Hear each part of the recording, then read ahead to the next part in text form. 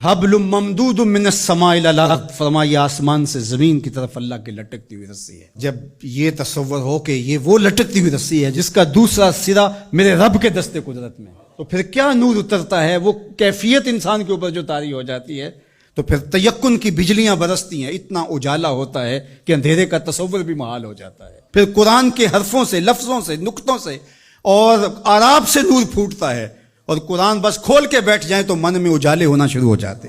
جب یہ تیقن انسان کے ساتھ جڑ جائے، جائے کہ قرآن کھول کے پڑھا جائے، سمجھا جائے، مفاہیم و مطالب کو جو ہے وہ سمجھنے کی کوشش کی جائے، یا کسی عالم یا کسی صاحب نظر کی صحبت میں بیٹھ کے قرآن سیکھا جائے، پھر تو جو روشنیاں برستی ہیں، من میں اجالے ہوتے ہیں۔ یہ تیقن کہ یہ وہ حبل اللہ المتین، یہ اللہ کی وہ لٹکتی ہوئی رسی ہے جس کا ایک سرا رب کے ہاتھ میں ہے اور دوسرا ہمارے ہاتھ میں ہے، تو پھر قرآن کے حرفوں سے بھی نور پھوٹتا دکھائی دیتا ہے۔ کیا روشنیاں من میں اترتی اور کیا اجالے من میں پھوٹتے ہیں۔ تو فرمایا وَمَنِ ابْتَغَى الْهُدَى فِي غَيْرِهِ أَضَلَّهُ اللَّهُ وَهُوَ حَبْلُ اللَّهِ الْمَتِينُ، وہ اللہ کی لٹکتی ہوئی رسی ہے۔ وَهُوَ الذِّكْرُ الْحَكِيمُ، اللہ اکبر، یہ حکمت والا ذکر ہے۔ اس سے ضیائیں بھی پھوٹتی ہیں، روشنیاں بھی پھوٹتی ہیں، اور حکمت کے اجالے بھی نکلتے ہیں اس کتاب کے۔ حرف حرف نور بانٹتا ہے، لفظ لفظ اجالے بانٹتا ہے۔ قرآن کے لفظ نہیں ہے بلکہ کتاروں کے اندر چراغ رکھے ہوئے ہیں۔ اللہ اکبر، اس کی روشنی کے اندر زندگی کی راہیں اجالی جاتی ہیں، اور پھر زندگی کا اسلوب نصیب ہوتا ہے۔ وَهُوَ الصِّرَاطُ الْمُسْتَقِيمُ، اور یہ بالکل سیدھی راہ ہے۔ سیدھی راہ قرآن بتاتا ہے۔ قرآن کی رہنمائی حاصل کرنے والے کبھی بھی گمراہ نہیں ہوتے، ان کی راہیں کبھی گم نہیں ہوا کرتی۔ پھر ارشاد فرمایا هُوَ الَّذِي لَا تَزِيغُ بِهِ الْأَهْوَاءُ، اللہ اکبر، یہ ایسی کتاب ہے جو خواہشات کو بے قابو نہیں ہونے دیتی۔ یہ کتنی بڑی بات میرے حضور نے فرمائی۔ انسان اپنی خواہشات کے پیچھے ہی لگ کر کے گمراہ ہوتا ہے۔ بلکہ میں آپ کو ایک اور بات بتاؤں، اور وہ یہ کہ ہر دور کے اسلوب بدلتے ہیں۔ اب خط تو نہیں آتا، اب میسج آتا ہے، دور بدل گیا ہے نا۔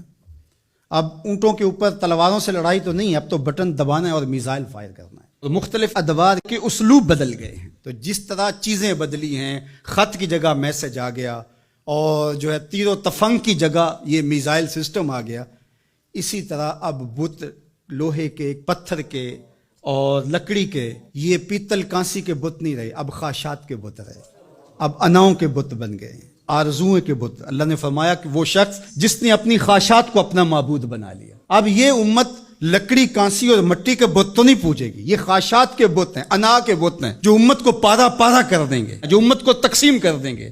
میں بڑا ہوں، ہم چما دیگرے نیست، یہ بت ہیں، یہ پرستش ہے۔ لیکن اگر قرآن سے جڑے رہو گے تو تمہارا رب قرآن کی برکت سے تمہیں اس بت کے آگے بھی نہیں جھکنے دے گا۔ قرآن سب سے بہتر تزکیے کا اسلوب اور انداز ہے۔ اللہ اکبر، اس لیے فرمایا کہ جب تزکیہ ہوتا رہے گا تو پھر نفس میں آوارگی نہیں آئے گی۔ اس لیے قرآن کی روزانہ کی بنیاد پہ جو تلاوت ہے وہ انسان کی زندگی کے اندر نظم پیدا کرتی ہے۔ اللہ نے چاہا تو آئندہ کچھ برس کے اندر جمعۃ المبارک کے خطبے کے دوران ہی انشاءاللہ قرآن مجید ترتیب سے ہم شروع کر کے کوشش کریں گے کہ جو ہے وہ والناس تک اس کی ضروری توضیحات اور تفسیرات جو ہے وہ آپ کے سامنے رکھی جائیں، اور یہ قرآن مجید کی کلاس کی شکل اجتماع جمعہ اختیار کر گیا ہے۔